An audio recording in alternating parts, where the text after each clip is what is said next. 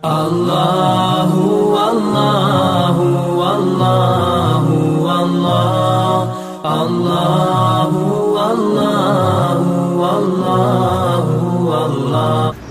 Allahumma salli ala sayyidina Muhammadin wa ala ali sayyidina Muhammad kama sallaita ala Ibrahim wa ala ali Ibrahim innaka Hamidum Majid. Allahumma barik ala Muhammadin wa ala ali Muhammad kama barakta ala Ibrahim wa ala ali Ibrahim innaka Hamidum Majid. Assalamu alaikum warahmatullahi wabarakatuh. Alhamdulillahi Rabbil Alameen. Wassalatu wassalamu ala rasulihi khatamin nabiyyin wa ala alihi tayyibin wa ashabihi tahirin wal mu'minina wal muslimina kullihim ajma'in, amma ba'd. Faqad qala Allah ta'ala fi kalamihi al-qadim al-furqan al-majid. أعوذ بالله من الشيطان الرجيم. بسم الله الرحمن الرحيم. والفجر وليال عشر والشفع والوتر والليل إذا يسر هل في ذلك قسم لذي حجر. قال النبي صلى الله عليه وسلم صوم عرفة أرجو يكفر السنة الماضية والباقية. صدق الله العلي العظيم وصدق رسوله النبي الكريم ونحن على ذلك من الشاهدين والشاكرين والحمد لله رب العالمين. அன்பிருந்த பெரியோர்களே, அருமை சகோதரர்களே, புனிதமிக்க துல்ஹஜ் மாதம் நம்மை மிக நெருக்கத்தில் சந்திக்க இருக்கிறது. அல்லாஹ் இந்த மாதத்தின் வருகையை கபூல் செய்தருள்வானாக. நமது ஹக்கிலே அதை மிகவும் வெற்றிக்கு, அல்லாஹ்வுடைய நெருக்கத்துக்கு, அமல்கள் பல செய்வதற்கு, தக்பீருக்கு, தஹ்லீலுக்கு உரித்தான அதற்கு தகுதியுள்ளவர்களாக நம்மை ஆக்கி அந்த மாதத்தினுடைய பரக்காத்துகளை முழுமையாக அனுபவிக்கும் பாக்கியம் தந்தருள்வானாக. அல்லாஹ் ஜல்லஷானுஹு வ தஆலா தான் படைத்த வஸ்துகளிலே எத்தனையோ வஸ்துகளை அவன் குறிப்பிட்டு அதன் மீது சத்தியம் செய்கிறான். அவன் சத்தியம் செய்கிறான் என்றால் அந்த வஸ்து, சத்தியம் செய்யப்பட்ட வஸ்துவு ஒரு தனி மகத்துவம் உள்ளது என்பதை காட்டுவதற்காக. இல்லை என்றால் அவன் படைத்த வஸ்துகளின் மீது அவனே சத்தியம் செய்ய வேண்டிய தேவை என்ன இருக்கிறது? வல் கலமி என்கிறான், எழுதுகோளின் மீது சத்தியமாக. அந்த எழுதுகோள் தான் எல்லாவற்றுக்கும் காரணமானது. அனைவருடைய தக்தீர்களையும் எழுதியது அந்த எழுதுகோள் தான். எழுது என்றால் அது எழுதியது. ஹதீஸிலே வருகிறது, எழுதுகோளை அல்லாஹ் படைத்தான். படைத்த மாத்திரத்தில் அந்த எழுதுகோள் பணிந்தது. யா அல்லாஹ், நான் என்ன செய்ய வேண்டும்? எழுது என்றான். என்ன எழுத வேண்டும் என்று கேட்டது. எதெல்லாம் நடக்குமோ அனைத்தையும் எழுதிவிடு. எதெல்லாம் கியாம நாள் வரையிலும் நடக்க வேண்டி இருக்கிறதோ அனைத்தையும் எழுதிவிடு. அது எழுதிவிட்டது. இப்படியாக அந்த பேனாவுக்கு ஒரு தனி மகத்துவம் இருக்கிறது என்பதைத்தான் அல்லாஹ் அங்கே சத்தியமிட்டு பேனாவின் மீது சத்தியமாக, எழுதுகோளின் மீது சத்தியமாக என்று சத்தியமிடுகிறார். வல்ல ஆஸ்ர், காலத்தின் மீது சத்தியமாக என்கிறார். எது கிடைத்தாலும் காலம் கிடைக்காது. அது கைவிட்டு போனால் திரும்ப வராது. அது ஒரு தடவை வாய்ப்பாக வரும்போது அதை பயன்படுத்திக் கொள்ளாத மனிதன் நஷ்டவாளியாக இருப்பான். மீண்டும் வாய்ப்புகள் அவனை தேடி வருவதில்லை. அல்லாஹ் ஒரு தடவை வாய்ப்பை தருவான். அந்த வாய்ப்புகளை பயன்படுத்திக் கொள்வதற்கும் அல்லாஹ் வாய்ப்பை தர வேண்டும். வாய்ப்புகளை பயன்படுத்திக் கொள்வதற்கும் ஒரு வாய்ப்பு வேண்டும். அந்த வாய்ப்பை அல்லாஹ் தான் தர வேண்டும். எனவே நான் ரப்பிடத்திலே தௌஃபீக்கை கேட்க வேண்டும். அல்லாஹும்ம ஜஅலி தௌஃபீக்க ரஃபீகனா. யா அல்லாஹ், தௌஃபீக்குகளை எனக்கு பிரயாண தோழனாக, என்னுடன் என்னை விட்டும் பிரியாதவனாக நீ ஆக்கிவிடு. நல்ல பாக்கியங்களை என்னோடு, என்னுடைய பிரயாண தோழனாக, என்னை விட்டும் பிரியாதவனாக, எந்த நேரமும் என்னோடவே இருப்பவனாக. உங்களுக்கு சான்ஸ் வந்தா அதை நீங்க மிஸ் பண்றதே இல்லைங்க என்று சிலரை சொல்வோம் அல்லவா? அது அல்லாஹ்வுடைய தௌஃபீக் தான். அது அப்படி என்றால் அல்லாஹ் காலத்தின் மீது சத்தியமாக சொல்கிறான். காலத்தை சாதாரணமாக கருதாதே, காலமே நான் தான். அனத்தஹரு, நான் தான் காலமாக இருக்கிறேன். காலத்தை திட்டாதே. நீ சோபலாக படுத்துவிட்டு காலத்தின் மீதும் நேரத்தின் மீதும் என் கோபத்தை போடுகிறாய். காலமே நான் தான் என்கிறார். பிறகு வக்கீலி, நபி அவர்களது சொல்லின் மீது சத்தியமாக. நபி அவர்களது சொல்லை சாதாரணமாக கருதாதே. அவர்களது நாவிலிருந்து வருகின்ற வார்த்தைகளை நான் அப்படியே அமல்படுத்தி விடுவேன். எனவே நபி அவர்களது சொல்லை, அது துஆவாக இருந்தாலும் சரி, பத்துவாவாக இருந்தாலும் சரி, அதை நிறைவேற்றி விடுவேன். எனவே மிக ஜாக்கிரதையாக இரு. வக்கீலிஹி, நபி அவர்களது சொல்லின் மீது சத்தியமாக. வல்லுஹா, லுஹா நேரத்தின் மீது சத்தியமாக என்கிறார். காரணம், நேரங்கள் எல்லாமே சிறந்த நேரங்கள் தான். ஆனால் அந்த லுஹாவுடைய நேரம் இருக்கல்லவா, வெட்ட வெளிச்சமாக வெளிச்சென்று இருக்கும் அந்த நேரம். ஒரு 10 மணி வாக்கிலே நாமெல்லாம் வேலைக்கு போகின்ற அந்த நேரம். வேலைக்கு போகக்கூடியவர்கள் மொத்தம் 3 தபக்கா. ஒன்று, காலையிலே புறப்பட்டு போகக்கூடிய ஒரு கூட்டம். அவர்களுக்கும் நபி அவர்கள் துஆ செய்தார்கள். யார் அதிகாலையில் புறப்பட்டு செல்கிறார்களோ அல்லாஹ்வின் ரிஸ்கை தேடி அல்லாஹ் அவர்களது வாழ்க்கையிலே பரக்கச் செய்வானார். அதுவும் அவர்கள் ஃபஜ்ரை தொழுது விட்டு செல்வார்களேயானால் அவர்கள் தொட்டதெல்லாம் துலங்கும்படி ஆக்குவானார். துஆ செய்தார். அடுத்த தபக்கா இருக்கிறது, ஒரு 8-8:30 மணி வாக்கிலே பார்த்தால் நகர முடியாது. வண்டிகள் எல்லாம் சிக்கிக் கொள்ளுகிறது. அப்படி ஒரு கூட்டம் போகும். பிறகு இவர்கள் எல்லாம் போய் முடிந்த பிறகு கொஞ்சம் ஆசுவாசமாக ஒரு 10:30-11 மணி வாக்கிலே ஒரு கூட்டம் போகும். அல்லாஹ் எப்படி எல்லாம் வைத்திருக்கிறான், என்ன அழகான நிசாம். அந்த 3வது தபக்கா போகிறது அல்லவா, அந்த நேரம் தான் துஆவுடைய நேரம். அந்த நேரத்திலே கேட்கிற துஆவெல்லாம் கபூலாகிவிடும். அந்த நேரத்துக்கென ஒரு தனி மதிப்பு. வல்லுஹா, துஆவின் மீது சத்தியமாக. அந்த துஆவை கொண்டு ஆன்மீக பெரியார்கள் அர்த்தம் வைத்தார்கள். அந்த துஆவுடைய நேரத்தில் இருக்கக்கூடிய வெளிச்சம், அந்த வெளிச்சத்துக்கு நிகர் இல்லை.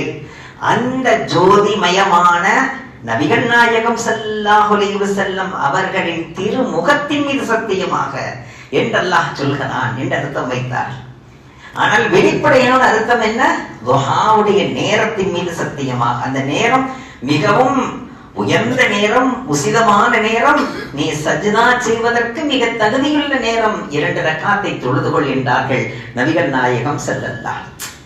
அந்த நேரத்தில் துஆ செய்தால் துஆவெல்லாம் கபூலா. அந்த நேரத்தின் மீது அல்லாஹ் சத்தியம் செய்கிறான். ஆன்மீக பெரியார்கள் 2 ரக்காத்தை தொழுது விட்டு அந்த நேரத்தில் இப்படி துஆ செய்வார்களா, இன் கான ரிஸ்கி ஃபிஸ் ஸமாஇ ஃபஅன்ஸில்ஹு வ இன் கான ஃபில் அர்தி ஃபஅக்ரிஜ்ஹு வ இன் கான பஈதன் ஃபகர்ரிபுஹு வ இன் கான முஃஸிரன் ஃபயஸ்ஸிர்ஹு வ இன் கான கலீலன் ஃபகஸ்ஸிர்ஹு வ பாரிக் லீ ஃபீஹி வ இன் கான ஹராமன் ஃபதஹிர்ஹு வ தகத்தஸ்ஹு என்று துஆ செய்வார்கள். யா அல்லாஹ், என்னுடைய ரிஸ்க் வானத்தில் இருந்தால் இறக்கி விடு, பூமியில் இருந்தால் வெளிப்படுத்தி விடு, தூரத்தில் இருந்தால் நெருக்கமாக்கி வை. கஷ்டப்பட்டுதான் கிடைக்கும் என்று இருக்குமா, லேசாக கிடைக்கும்படி ஆக்கு. அது மிக குறைவாகத்தான் கிடைக்கும் என்று நீ எழுதியிருந்தால் அதிலே பறக்கச் செய்துவிடு. நீ அதை எனக்கு ஹராமாகத்தான் கிடைக்கும் என்று எழுதியிருந்தால் உன்னுடைய கருணையினால் ஹலாலாக கிடைக்கும்படி மாற்றிவிடு, அதிலே பறக்கச் செய் என்று துஆ செய்வார்கள். இதை நாம் அரபியில் தான் கேட்க வேண்டும் என்பதல்ல. இப்பொழுது சொன்ன தர்ஜுமாவை மனதில் வைத்து நமது மொழியிலே நாம் கேட்கலாம். உருதிலே கேட்கலாம், தமிழிலே கேட்கலாம், நமக்கு தெரிந்த மொழிகளிலே கேட்கலாம் ரப்பிடத்திலே. ஆனால் அல்லாஹ் அனைத்தையும் அறிந்தவனாக இருக்கிறான்.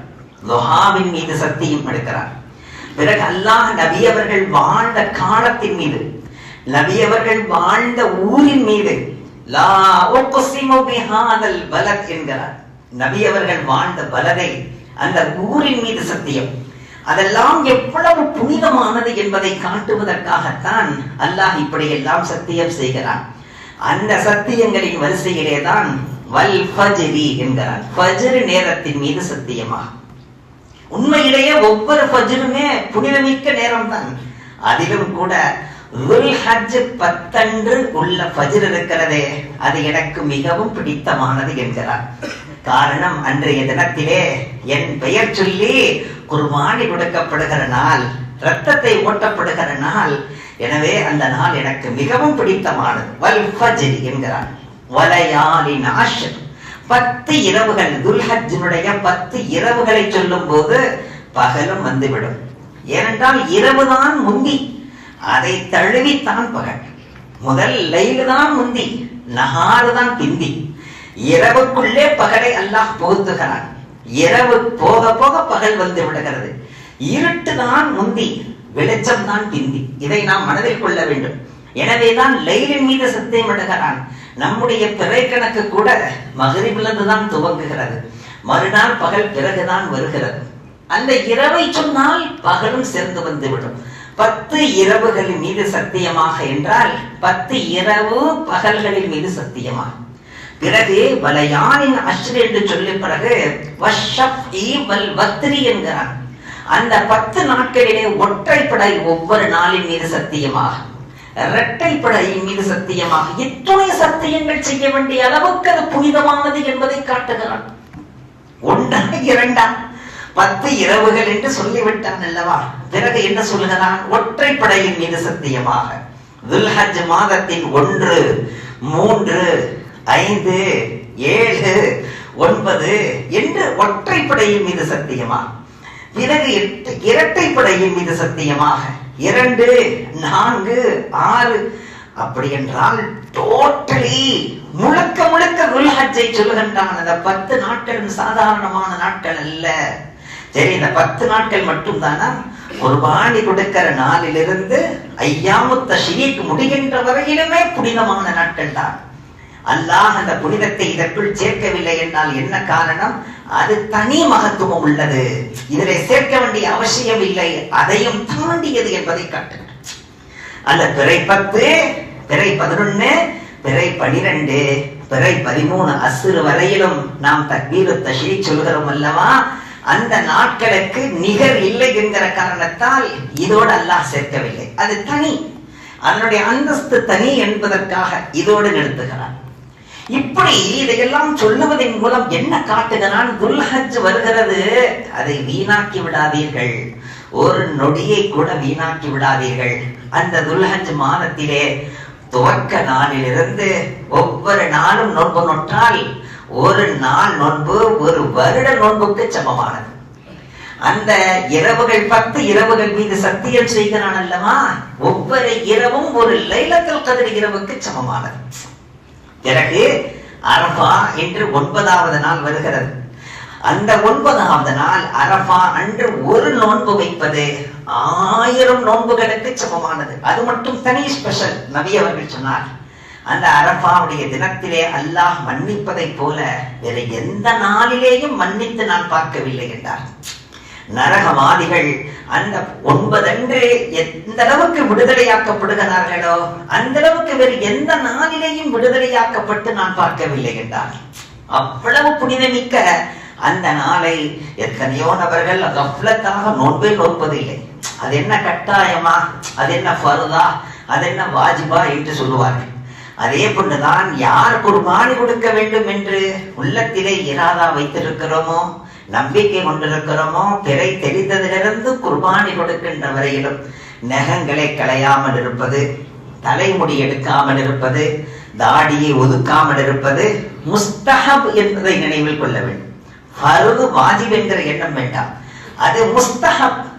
என்றாவது ஒரு நாள் தெரியாமல் ஏதேனும் நகத்தை கட்டித்து விட்டார், நகத்தை எடுத்து விட்டார் என்றால் பதறி போய் விடுகிறார். அந்த அளவுக்கு அல்லாஹ்வுடைய பயமும் பயபக்தியும் கல்வியிலே இருக்கிறது என்று தெரிகிறது.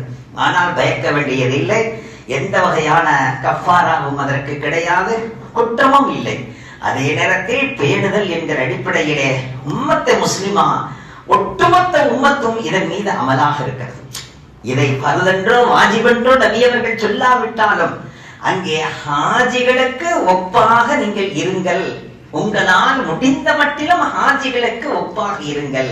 அந்த ஒப்பு எது விஷயத்திலே? நகங்களை ஹாஜிகள் எடுப்பதில்லை. ஹாஜிகள் முடிக்கலைன்றது குர்பானிக்கு பிறகுதான். அதிலே நீங்கள் ஒத்திருங்களேன் என்றார்கள். ஒட்டுமொத்த உம்மத்தும் அதை ஃபர்தாக கருதி செய்கிறார்கள். உண்மையில் ஃபர்து அல்ல, ஆனால் அதற்கு அவ்வளவு முக்கியத்துவம் தருகின்றோம் அல்லவா? அது அல்லாஹுக்கு எவ்வளவு சந்தோஷத்தை தரும், அதை நாம் மனதில் கொள்ள வேண்டும். உண்மையிலேயே பெரியவர்களே, இந்த நாட்களும் இந்த நேரங்களும் நமக்கு அல்லாஹ் தருகின்ற மிகப்பெரிய கிஃப்ட்கள். இந்த நாட்களிலே நாம் எந்த அளவுக்கு முடிகிறதோ அந்த அளவுக்கு அமல்களை அதிகப்படுத்திக் கொள்ள வேண்டும். பாதிரு பில் அஅமாலி ஸாலிஹா. காலம் மிகவும் மோசமான நிலைக்கு தள்ளப்பட்டு கொண்டிருக்கிற நிலை. காலத்தினுடைய அடுத்தடுத்த கட்டம். நபி அவர்களிடத்திலே சஹாபாக்கள் போய் சொன்னார்கள், யா ரசூலல்லாஹ், இப்படியே இருக்குமா காலம்? நபி அவர்களிடத்தில் சஹாபாக்கள் கேட்க, அந்த காலம் எப்படி இருந்திருக்கும்? யா ரசூலல்லாஹ், இப்பொழுது நாங்கள் எவ்வளவு சந்தோஷமாக இருக்கிறோமே, காலம் இப்படியே இருக்குமா? இல்லை இல்லை, அடுத்து வருகின்ற காலம் இதைவிட மோசமாக இருக்கும். பார்த்தால் நபி அவர்கள் மறைவுக்கு பிறகு 12,000 சஹாபிகள் ஷஹீதாக்கப்பட்டார்கள். யாரை கொண்டு ஷஹீதாக்கப்படுகிறார்கள்? சஹாபிகளை கொண்டு ஷஹீதாக்கப்படுகிறார்கள். பிறகு இதை ஹஜ்ரத் அபூ ஹுரைரா ரலியல்லாஹு தஆலா அவர்களிடத்திலே கவலையோடு ஒரு சஹாபி சொன்னபோது, நபி அவர்கள் சொல்ல நான் கேட்டிருக்கிறேன், அடுத்தடுத்து வருகின்ற காலம் இருக்கும் காலத்தை விட மோசமாகத்தான் இருக்கும் என்று நபி அவர்கள் சொல்ல நான் கேட்டிருக்கிறேன். அப்படி என்றால் இப்பொழுதாவது ஏதோ 2 ரக்காத்தை தொழுது கொள்ளுகின்ற பாக்கியமானது கிடைத்திருக்கிறது. இனி அடுத்தடுத்து போகின்ற காலங்கள் எப்படி இருக்கும் என்று சொல்ல முடியாது. ஹஜ்ரத் இப்னு உமர் ரலியல்லாஹு தஆலா அவர்கள் தன்னுடைய தாயாரோடு சேர்ந்து குடிசையை சரி செய்து கொண்டிருந்தார். குடிசை தான் பெரிய மாட மாளிகையோ கோபுரமோ அல்ல, குடிசை. அதிலே கொஞ்சம் இடைவெளி இருந்தது, அதை சரி செய்து கொண்டிருந்தார். அந்த வழியாக சென்ற நபிகள் நாயகம் ஸல்லல்லாஹு அலைஹி வஸல்லம் கேட்டார்கள், என்ன செய்கிறீர் என்று கேட்டார். யா ரசூலல்லாஹ், வீடு பைத்துல்லனா, எங்களுக்குரிய வீடு, அரண்மனை அல்ல, பெரிய ஓட்டு வீடும் அல்ல, லாகடமும் அல்ல, கூரை. அதை கொஞ்சம் சரி செய்து கொண்டிருக்கிறோம். காரணம், மழையும் வெயிலும் உள்ளே வருகிறது. உடனே நபிகள் சொன்னார்கள், இதன் மீது இவ்வளவு அக்கறை செலுத்துகிறீர்களே, அல் மௌத்து அஜலு மின்ஹு, மௌத்து இதை விட நெருக்கத்தில் இருக்கிறது என்றார். எங்க ஒரு குடிசைய சரி செய்யறதுல மௌத்து நெருக்கமா இருக்கு ஞாபகப்படுத்துறாங்களே. நம்ம பெரிய பெரிய வீடுகளை கட்டி எதிர்பார்த்து காத்திருக்கிறோம். அல்லாஹ் நம் மீது கருணை கொண்டு அதிலே அனுபவிக்கும் பாக்கியமும் தந்து விடுகிறான் என்றால் அது அவன் நம் மீது செய்த மிகப்பெரிய ஃபضலோ கரம். இல்லை என்றால் நாம் அனுபவிக்க முடியுமா? அதற்கு நாம் என்ன பரிகாரம், அதற்கு பிரதிபலன் நாம் என்ன செய்கிறோம் ரப்புக்கு? என் தந்தை அவர்கள் சொல்லுவார்கள், अल्लाह जब भी नियामत बढ़ाता जाता है तेरा सजदा भी बढ़ते जाना, तेरा सदका बढ़ते जाना, तेरा नेक अमल बढ़ते जाना. எந்த அளவுக்கு அல்லாஹ் நமக்கு நியாமத்துகளை அதிகப்படுத்திக் கொண்டே இருக்கிறானோ அந்த அளவுக்கு சஜ்தாக்கள் அதிகமாக வேண்டும், தர்மங்கள் அதிகமாக வேண்டும், பள்ளியிலே அதிக நேரங்கள் இருப்பது அதிகமாக வேண்டும், நற்காரியங்களிலே அதிகமான ஈடுபாடு ஏற்பட வேண்டும். இங்கே அதிகமாக அதிகமாக அமல்களும் அதிகமாகிக் கொண்டே இருக்க வேண்டும். ஆனால் நேர்மாற்றமாக இங்கே குறைய குறைய சஜ்தா அதிகமாகிறது, கூட கூட சஜ்தா இல்லாமலே போய் விடுகிறது. கடைசியில என்னால பள்ளிக்கு வர முடியலங்க, ஒரு 2 ரக்காத்து கூட தொழ முடியலங்க, பள்ளிக்குள்ள உட்கார விட மாட்டாங்க, ஒரே காலுக்கு மேல கால் வந்து வெளியில தள்ளி உள்ள இருக்க விட மாட்டுது. நினைத்து பார்க்கிறோம் பெரியவர்களே, அல்லாஹ் நமக்கு நியாமத்துகளையும் அதிகப்படுத்தி அமல்கள் செய்கின்ற பாக்கியமும் தந்தால் அதுதான் உண்மையில் பாக்கியம். நியாமத்துகள் குறைவாக ஆக்கி நம்மை சஜ்தா இல்லை இல்லை, நியாமத்துகள் அதிகமாகிக் கொண்டே இருக்க வேண்டும். சஜ்தாக்களும் இபாதத்துகளும் பிறருக்கு தந்து மகிழ்கின்ற தான தர்மங்களும் நல்ல ஒழுக்கங்களும் நெறிமுறைகளும் அதிகமாக வேண்டும். இரண்டும் அதிகமாகின்ற பாக்கியத்தை அல்லாஹ் நம் அனைவருக்கும் நம் சந்ததிகள் அனைவருக்கும் தந்தருள்வானா. நினைத்து பார்க்கிறோம் பெரியவர்கள். இப்னு சீரீன் ரஹ்மத்துல்லாஹி அலைஹி அவர்களிடத்தில் கேட்கப்பட்டது, आपको जन्नत चाहिए या 2 रकात नमाज पढ़ने की तौफीक चाहिए? உங்களுக்கு ஜன்னத் வேணுமா இல்ல 2 ரக்காத் தொழுகிறதுக்கான வாய்ப்பு வேணுமா? இல்ல 2ல நீங்க எதை தேர்ந்தெடுப்பீர்கள் என்று கேட்கப்பட்ட போது சொன்னார்கள், நான் 2 ரக்காத் தொழுகின்ற வாய்ப்பு கிடைத்தால் போதுமானது என்று அதைத்தான் தேர்ந்தெடுப்பேன். நாளை கியாம நாளையிலே அல்லாஹ் கேட்கிறான், आपको क्या चाहिए? जन्नत जाना है या 2 रकात नमाज पढ़ना है? मैं बोलूंगा, या अल्लाह मुझे 2 रकात नमाज पढ़ने की तौफीक दे दे. உடனே கேட்டார்கள், எதற்காக நீங்கள் சுவனம் போக விருப்பம் இல்லையா, சுவனத்தை நீங்கள் நேசிக்கவில்லையா என்று கேட்டபோது இப்னு சீரின் ரஹ்மத்துல்லாஹி அலைஹி சொன்னார்கள், சுவனத்தை நான் விரும்புகிறேன், தொழுகையை என் ரப்பு விரும்புகிறான். தொழுகையை என் ரப்பு விரும்புகிறான். என் ரப்பு எதை விரும்புகிறானோ அதுதான் சுவனம். நான் பார்க்கின்ற சுவனம் சுவனம் அல்ல, நான் அனுபவிக்க போகின்ற சுவனம் சுவனம் அல்ல. என் ரப்புடைய விருப்பம் எதுவோ அதை நிறைவேற்றுவதுதான் சுவனம். ஒரு மனைவிக்கு சுவனம் எதுங்க? கணவன் பார்த்து, என்ன இன்னைக்கு ரொட்டி விசேஷமா இருக்குன்னு சொன்னா அன்னைக்கு தான் சுவனம். நீ கட்டி இருக்கிற சேலை மாஷா அல்லான்னு சொல்லிட்டா போதும், அன்னைக்கு தூக்கமே வராது. கணவனுடைய அந்த அழகான வார்த்தைகளை அவள் சுவனமாக நினைக்கிறாள். அதே போன்றுதான் மனைவி அனுசரணையாக நடந்து விட்டால் சுவனமே இந்த உலகத்தில் கிடைத்ததாக அவன் விளங்குகிறான். உண்மையில் சுவனம் அதுதான். அல்லாஹ் ராசி ஹோ ஜானா ஜன்னத் ஹை, அல்லாஹ் கா நஃபரத் நாராஸகி ஜஹன்னம் ஹை. இதை நாம் உணர வேண்டும். எந்த ஒரு அமலையும் செய்துவிட்டு ரப்பிடத்தில் கேட்க வேண்டும். அமல்களே செய்யாமல் ரப்பிடத்தில் கேட்கக்கூடாது. அப்பொழுதும் ரப்பு தரக்கூடியவன் தான், நம்மை பட்டினி போடக்கூடியவன் அல்ல. அப்பொழுதும் நம்மை தண்டிப்பவன் அல்ல. அப்பொழுதும் நமக்கு தண்டனை தரக்கூடியவன் அல்ல. உங்களை தண்டிப்பதற்காகவோ உங்களுக்கு தண்டனை தருவதற்காகவோ உங்களை நான் படைக்கவில்லை என்று அல்லாஹ் சொல்லிவிட்டான். அல்லாஹ்வுடைய நோக்கம் நம்மளை கொண்டு போய் நரகத்துல போட்டு பொசுக்கிறதா நோக்கமா? அதுதான் அவனுக்கு வேலையா? அது இல்லை. நாம் நினைத்து பார்க்க வேண்டும். எந்த ஒரு விஷயமாக இருந்தாலும் நாம் ரப்பிடத்திலே சும்மா கேட்கக்கூடாது. ஏதாவது ஒரு அமலை செய்துவிட்டு கேட்கணும். தர்மம் செய்துவிட்டு கேட்கணும். 2 ரக்காத்தை தொழுதுவிட்டு கேட்கணும். ஒரு தஸ்பீஹை ஓதிவிட்டு கேட்கணும்.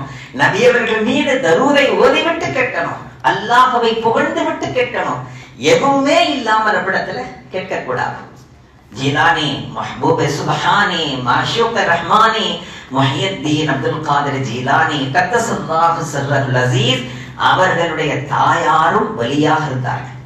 அந்த ஊர் மக்கள் வந்து சொல்கிறார்கள், மழை பொழியாமல் கஷ்டமாக இருக்கிறது, தண்ணீர் இல்லை, எங்கு பார்த்தாலும் பூமி வெடிப்பாக இருக்கிறது, துஆ செய்யுங்கள் என்று சொன்னபோது உடனே விளக்கமாறு எடுத்து தனது வீட்டு ஊர்ல தனது வீட்டுடைய முற்றத்தை பெருக்கி சுத்தமாக்கி அங்கிருந்த அழுக்குகளை எல்லாம் தூரப்படுத்தி, முற்களையும் அனைத்தையும் தூரப்படுத்தி, புற்களை எல்லாம் தூரப்படுத்தி சுத்தமாக்கிய பிறகு தன்னுடைய முந்தானையை எடுத்து, ரப்பே நான் முற்றத்தை பெருக்கி விட்டேன், என் வேலை முடிந்து விட்டது, தண்ணீரை நீதான் தெளிக்க வேண்டும் என்றார்கள். கொட்டும் என கொட்டுங்க. कुछ ना कुछ अमल करना, उसके बाद अल्लाह से मांगना. நான் என் வேலையை செய்தேன், ஆனால் நீதான் மழையை இறக்க வேண்டும். அல்லாஹ் மழையை இறக்கி. ஜுனைத் அல்-பக்தாதி ரஹ்மத்துல்லாஹி காலத்திலே ஒரு பெண்மணி வாலிபர்களை எல்லாம் கெடுத்துக் கொண்டிருந்தார். அந்த பெண்ணிடத்திலே எல்லோரும் சென்று வழிகட்டுக் கொண்டிருந்தார். ஹஜ்ரத் ஜுனைத் அல்-பக்தாதி ரஹ்மத்துல்லாஹி அந்த ஜானியினுடைய வீட்டுக்கு போனார்கள். கதவை தட்டினார்கள். பணிப்பெண் வெளியே வந்தார். பார்த்து விட்டு அரண்டு போய் விட்டாள். ஊரே வந்தது. இப்ப ஊரில் உள்ளவர் வந்து விட்டார். முக்கியமான மனிதர் வந்து விட்டார். ஓடோடி சென்று, யார் வந்திருப்பது தெரியுமா? ஜுனைத் அல்-பக்தாதி உன்னை தேடி வந்திருக்கிறார். ஜுனைத் அல்-பக்தாதி, அவருக்கும் தேட்டம் வந்து விட்டதா? வரச்சல் உள்ளே சென்றார்கள். அந்த பெண்ணிடத்திலே கேட்டார்கள், உனக்கு ஒரு நாளைக்கு இந்த அசிங்கமான தொழிலினால் என்ன கிடைக்கிறது என்று கேட்டார். எனக்கு இத்தனை ஆயிரங்கள் திருகங்கள் கிடைக்கிறது, அதை விட 2 மடங்கு அதிகமாக கொண்டு வந்திருக்கிறேன், வைத்துக்கொள் அடி கொடுத்தான். அதை வாங்கிய மாத்திரத்தில் சொன்னால், எஜ்மான் மை ஆப்கா குலாம், நான் உங்களுக்கு அடிமையாக இருக்கிறேன், நீங்கள் என்ன சொன்னாலும் நான் செய்வேன். நான் என்ன சொன்னாலும் செய்வாயா? குளித்து விட்டு பரிசுத்தமாக வெளியே வா. குளித்து விட்டு வந்தால் முசல்லாவை போட சொன்னார்கள். முசல்லாவினை நிற்க வைத்தார்கள். நின்றால் தக்பீரை கட்டிக்கொள். தக்பீரை கட்டினார். இங்கே பின்னால் ரப்பிடத்திலே துஆ செய்தார். யா அல்லாஹ், ஒரு ஜானியை கொண்டு வந்து முசல்லாவிலே நிறுத்தி விட்டேன் ரப்பே, என் வேலை முடிந்து விட்டது. இனி கல்வை மாற்றுவது உன் வேலை. யா முகல்லிபல் குலூப் சப்பித் குலூபனா அலா தீனிக. அல்லாஹும்ம யா முகல்லிபல் குலூப் சப்பித் குலூபனா அலா தாஅதிக். யா அல்லாஹ், கொண்டு வந்து நிறுத்தி விட்டேன். கல்வை மாற்றுவது உன் வேலை. நீ கல்வை மாற்றாமல் போனால், மீண்டும் அவள் ஜானியாகவே இருந்தால், இந்த ஜுனைத் ஜினா செய்ய வந்தேன் என்று உலகம் சொல்லும். என்னை மதி, என் மீது நீ கண்ணியம் வைத்திருந்தால், என் மீது உனக்கு பாசம் இருந்தால் அவளை திருத்தி விடுங்க. एक अमल करने के बाद रब से दुआ मांगना। अल्लाह सुनना, जुनैद फिक्र की जरूरत नहीं, आप जाइए, कल्ब बदल गया जुटा, मैं बदलाता हूं नहीं, बदल गया जुटा, கல்பு மாறி விட்டது சொல்லிட்டான். அப்பொழுது முசல்லாவில் நின்ற பெண் தான் அந்த ஊர் போட்டு நின்ற உத்தமையாக வாழ்ந்து மறைந்தார். எதற்காக சொல்லுகிறேன் என்றால், நம்மிடத்தில் ஒரு அமல் வேண்டும், பிறகு ரப்பிடத்திலே துவா வேண்டும். எந்த அமலுமே இல்லாமல் யா அல்லாஹ் மதத் கர்தே மதத் கர்தே மதத் கர்தே, அல்லாஹ் உதவி செய் உதவி செய் உதவி செய். உதவி நிச்சயம் செய்வான், கேட்டாலும் செய்வான், கேட்காவிட்டாலும் செய்வான். ஆனால் கொஞ்சம் உபத்திரியம் எல்லாம் நிகழ்ந்த பிறகு செய்வான். அப்படி ஒரு உபத்திரியங்களும் கஷ்டங்களும் நிகழும் போது அதை அவனால் தாங்கிக் கொள்ள முடியாமல் ஈமானையை இழப்பான். பிறகு அல்லாஹ்வுடைய உதவி வரும். ஆனால் ஒரு அமலை செய்துவிட்டு ரப்பிடத்திலே கேட்டால் நிச்சயமாக அல்லாஹ் உதவி செய்வான். வானத்தில் உஜூஹுல் ஹய்யில் கய்யூம், ஹுசூர் ஸல்லல்லாஹு அலைஹி வஸல்லம் சொல்லி தந்தார்கள். வானத்தில் உஜூஹுல் ஹய்யில் கய்யூம், வானத்தில் உஜூஹுல் ஹய்யில் கய்யூம், வானத்தில் உஜூஹுல் ஹய்யில் கய்யூம், வகத் ஹாப மன் ஹமல ظுல்மா. 7 தடவை நீங்கள் சொல்லிவிட்டு கேளுங்கள், ரப்பு தரவில்லை என்றால் கேளுங்கள் சொன்னார். ஒரு சின்ன அமலை செய்துவிட்டு ரப்பிடத்திலே நாம் கேட்க வேண்டும். ஒரு மிகப்பெரிய செல்வந்தர் வாழ்ந்தார், மிகப்பெரிய செல்வந்தர். ஆனால் செல்வ செழிப்பிலே பிள்ளைகளை வளர்த்தார். பணத்தினுடைய அருமை தெரியாமல் வளர்த்து விட்டார். திடீரென மௌத்தாகி விட்டார். அந்த பிள்ளைகளால் சமாளிக்க முடியவில்லை குடும்பத்தின் கஷ்டங்கள். அதை தாங்கிக் கொள்ள முடியாமல் ஃபக்கீராக மாறினார்கள். அதிலே அந்த மகன், ஒற்றை மகன், அவன் தன் குடும்பத்தை, தன்னுடைய பரிவாரத்தை சமாளிக்க வேண்டும் என்பதற்காக வேண்டி நீண்ட நெடுதூரம் பயணம் சென்றார். எதற்காக பயணம் தெரியுமா?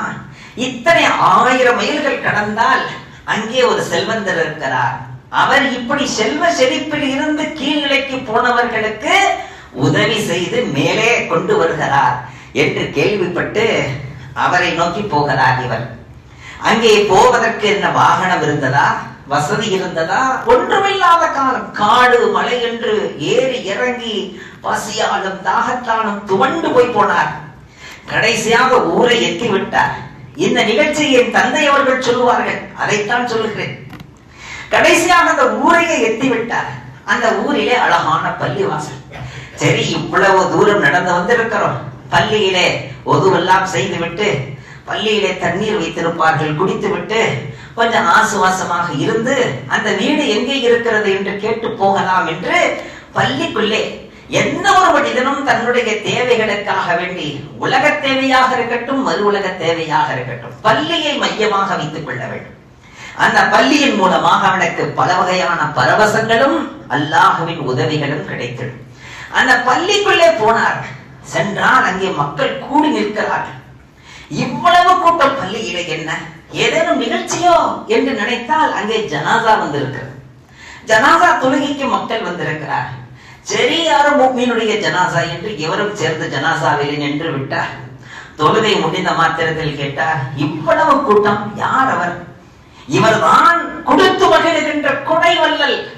அடடா, இவரைத்தானே நோக்கி வந்தோம், இவரும் மரணித்து விட்டாரே, இவ்வளவு தூரம் வந்தது வீணாகிவிட்டதே என்று கவலைப்பட்டு அசந்து போன காரணத்தால் பள்ளியின் ஓரத்திலே படுத்தார், தூங்கிவிட்டார்.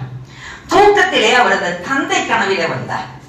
கனவிலே வந்து, கியா பாவா பௌத் தக் கயே கியா, ரொம்ப அசந்து போயிட்டீங்கல்ல, ரொம்ப கஷ்டமா போச்சு இல்ல, ஏப்பா இவ்வளவு தூரம் வந்த?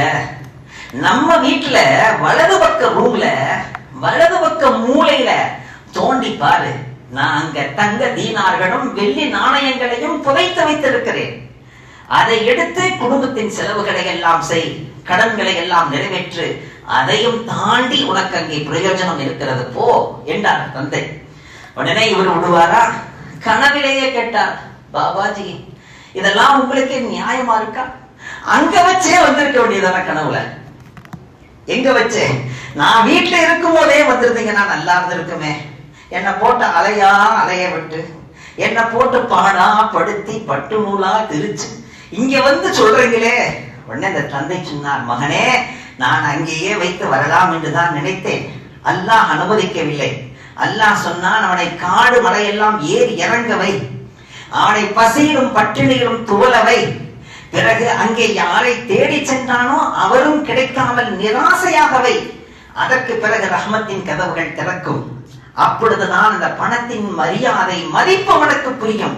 ஒரு அமலுக்கு பிறகு அல்லாஹ் தருகின்ற அந்த நன்கொடைகள், அல்லாஹ் தருகின்ற அருள் பாக்கியங்கள் பாக்கியமாக தெரியும். அதை வீணாக ஆக்க மாட்டான், அதை விரயமாக்க மாட்டான், அதை உரிய வழியிலே செலவு செய்வான். அதற்காகத்தான் ரப்பின் அனுமதி, இங்கே வந்த பிறகு போ என்றான். எனவேதான் வந்திருக்கிறேன். உடனே திரும்பி வந்தார், அதை எடுத்தார், தன் காரியங்களை முடித்துக் கொண்டார். அமல்கள் இல்லாமல் ரப்பிடத்தில் எதையுமே கேட்கக்கூடாது. 2 ரக்காத்தை, அது 2 ரக்காத்துள்ள தொழுகையாக இருந்தால், நபில் தொழுகைகளாக இருந்தாலும் சரி, அல்லது பருது தொழுகைகளாக இருந்தால் ஃபஜ்ரிலே 2 ரக்காத், வஹ்ரிலே 4 ரக்காத், அஸ்ரிலே 4 ரக்காத், மக்ரிபிலே 3வது ரக்காத். ஆக சலாம் கொடுப்பதற்கு முன்பாக இருக்கிற நேரம் இருக்கல்லவா, அது அமலுக்குரிய நேரம் இல்லையா? அது துஆவுக்கான நேரம் என்றார்கள் நபிகள் நாயகம் ஸல்லல்லாஹு அலைஹி வஸல்லம்.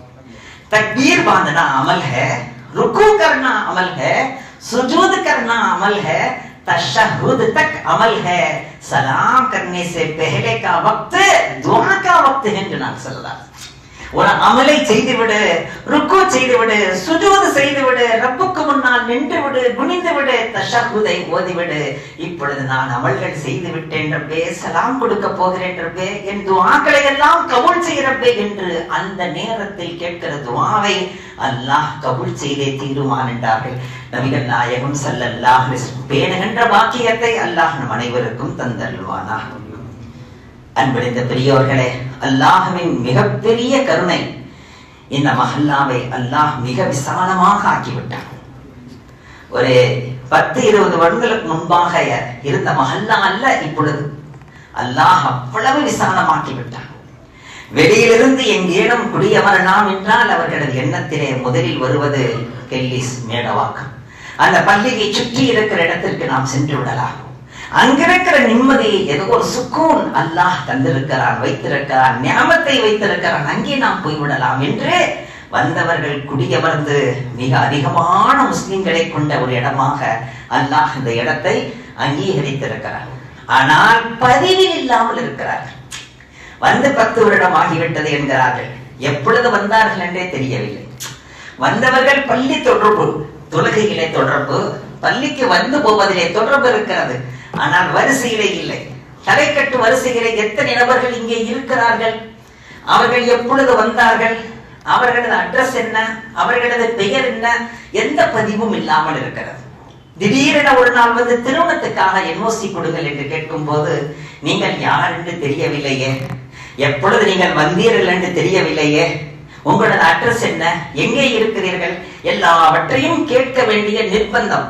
அந்த நேரத்தில் அவர்களுக்கும் அது சங்கடமாக இருக்கிறது, எங்களுக்கும் அது சங்கடமாக இருக்கிறது. என்ஓசி தர வேண்டும், உம்மத்துக்கு உதவுவதற்காகத்தான் பள்ளிவாசல். ஆனால் அதை செய்வதற்கான முகாந்தரங்கள் இல்லாமல் கஷ்டமாக இருக்கிறது. அதற்காக தலைக்கட்டு வரி, தலைக்கட்டு வரிசை என்று ஒரு அழகான அமைப்பை ஏற்கனவே ஒரு முறை ஏற்படுத்தினோம். அதிலேயும் நிறைய நபர்கள் பதிவு செய்தார்கள்.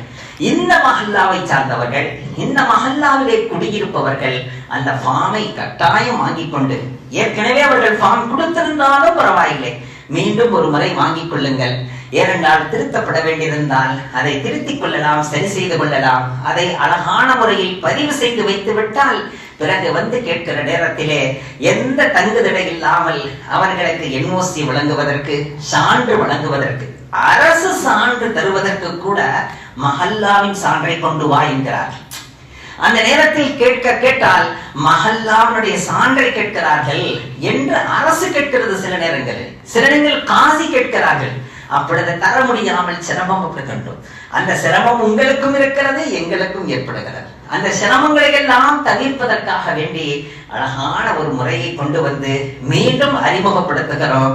வெளியிலே வைக்கப்பட்டிருக்கிறது ஃபார்ம்.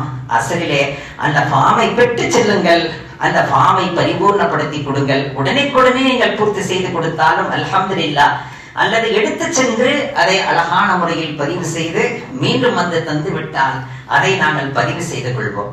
பிறகு உங்களுக்கு கஷ்டமில்லாமல் உங்களுக்கு பணி செய்வதற்கும் உங்களுக்கு பணிவிடை செய்வதற்கும் அது ஏதுவாக இருக்கும். அதிலே நீங்கள் ஒத்துழைப்பு தருவீர்கள் என்று முழுமையாக நம்புகிறோம். வல்ல ரஹ்மான் கபூல் செய்து அருள்வானாக.